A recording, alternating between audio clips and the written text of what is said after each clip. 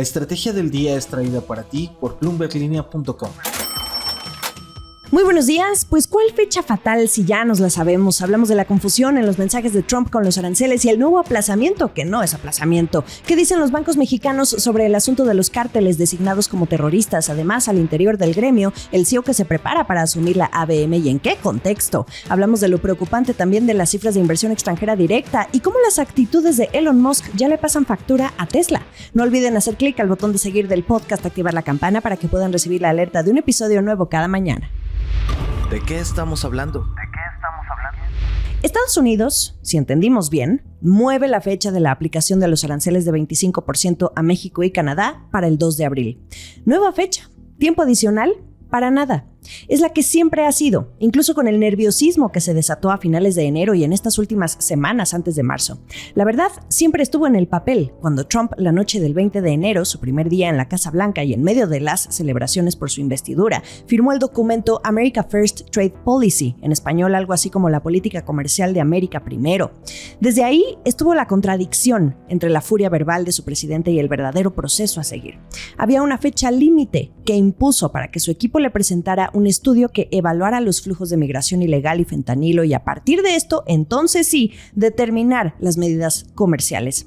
Esa fecha límite todavía no llega y es justamente el 1 de abril.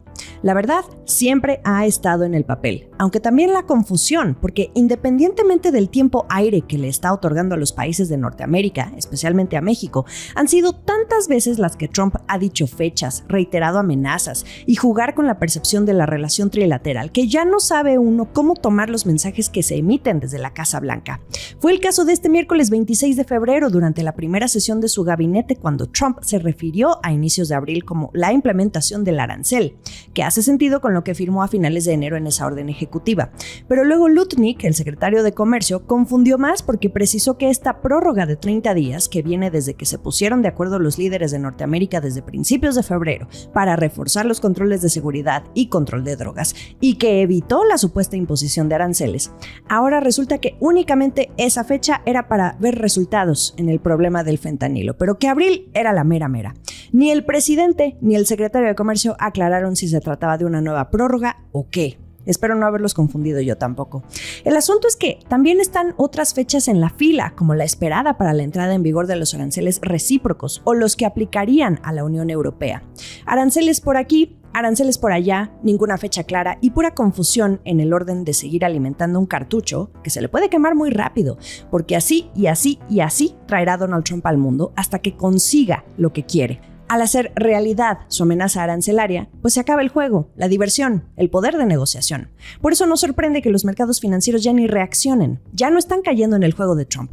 De cualquier manera, del lado mexicano, no desperdician un solo segundo, ni se descuidan. México sí está tomando en serio cualquiera que sea el nivel de amenaza, tanto que el secretario de Economía, Marcelo Ebrard, regresa este jueves a Washington para reunirse por la tarde con Jamieson Greer, el representante comercial de Estados Unidos, tras su ratificación por parte del Senado de ese país. Y mañana viernes se volverá a reunir con el secretario de Comercio, Howard Lutnick, para poner la lupa en las conversaciones comerciales a nivel técnico en la antesala de la revisión del TEMEC y de la cual crecen los llamados para que se adelante.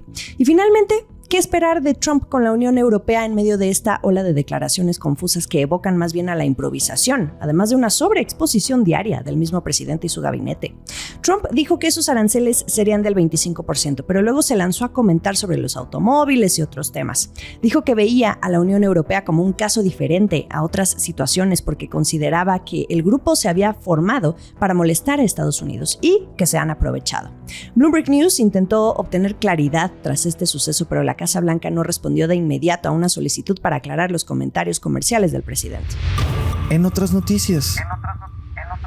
Mientras tanto, los principales líderes de la banca en México ofrecieron una conferencia de prensa el miércoles en la que dijeron desconocer las implicaciones que tendrá la designación de cárteles como organizaciones terroristas por parte del gobierno de Estados Unidos ante la falta de información sobre las medidas que se tomarán en la materia. Julio Carranza, presidente de la Asociación de Bancos de México, dijo que mientras tanto seguirían haciendo su trabajo en el sentido del control y todos los procesos, pero que también van a esperar a ver qué es lo que Estados Unidos está queriendo hacer con la situación.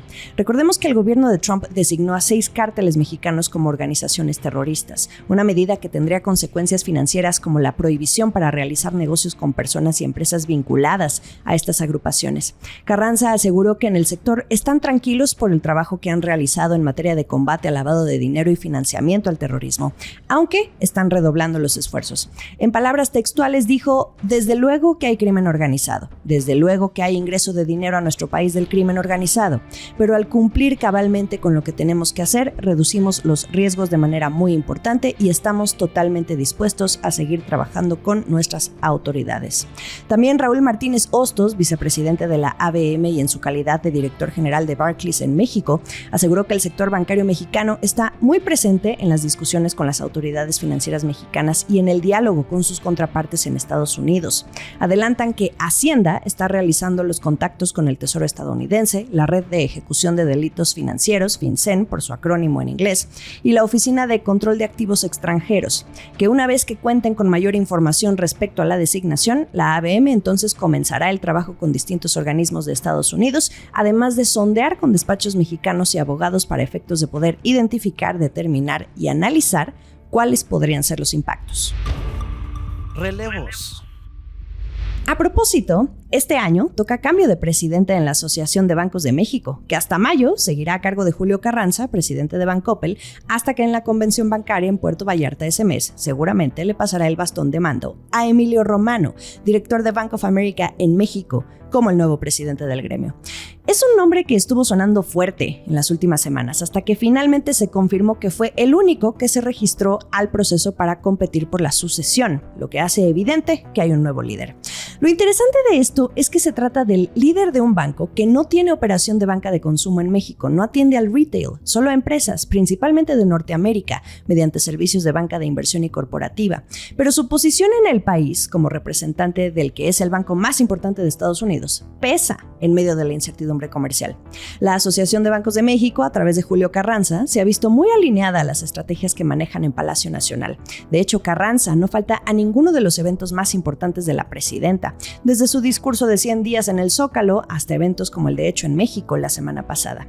En el caso de Emilio Romano, una personalidad bastante enérgica, por cierto, abierto siempre a comentar sobre los asuntos de coyuntura, hasta ahora se le puede considerar uno de los más optimistas de la relación bilateral y del nearshoring, apostando al crecimiento del banco en México en el largo plazo, previendo duplicar el tamaño de su negocio en los próximos 5 años. Así como el banco canadiense Scotiabank, del que hablábamos en el episodio de ayer, para Bank of America, México es una de las 3 prioridades a nivel global en términos de crecimiento y de integración económica. Interesante contexto en el que Emilio Romano de Bank of America en México se convertirá en el nuevo presidente de la Asociación de Bancos de México. El anuncio oficial de su llegada a la presidencia se dará en los próximos días. Esto es el dato del día. Y ahora que hablamos del optimismo y sentido de unión que se respira entre el gobierno mexicano y los bancos y otras empresas, llegan las cifras de inversión extranjera directa a recordarnos que aún no se refleja en los datos duros. Al cierre de 2024, sigue siendo menos impactante que la expectativa que genera el nearshoring para atraer nuevas inversiones y fábricas en lo que se discute el futuro del Tratado México, Estados Unidos y Canadá. En Bloomberg Línea hemos manejado últimamente este concepto del cóctel de incertidumbre que quizá impida a los inversionistas ser claros en su toma de decisiones y que termina por mostrar cifras que no coinciden con el estado de ánimo que se maneja públicamente y que es muy, muy optimista. Importante recordar aquí que anuncios de inversión no significa que ya se vean reflejados en los datos de la Secretaría de Economía, que solo refleja las que ya se ejecutaron. Entonces, al cierre de 2024, ¿cuál es el balance?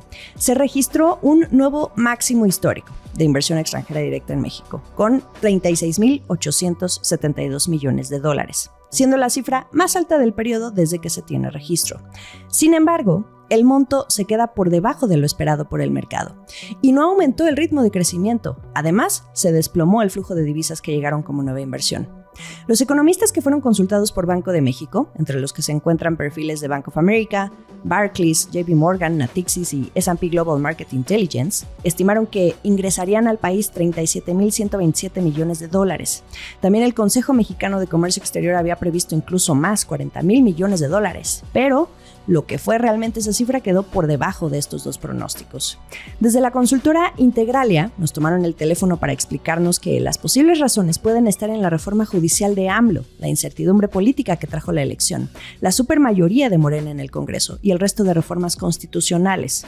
Suena más a la narrativa que se manejaba a mediados del año pasado y no tanto la arancelaria, pero Carlos Ramírez, consultor, la cataloga de decepcionante, porque crece muy poco respecto al 2023, especialmente porque ocurre en medio de este optimismo del nearshoring y sigue sin verse claramente. Además de que las nuevas inversiones, que es el rubro que más importa, sigue siendo muy bajo contra el otro, que es la reinversión de utilidades.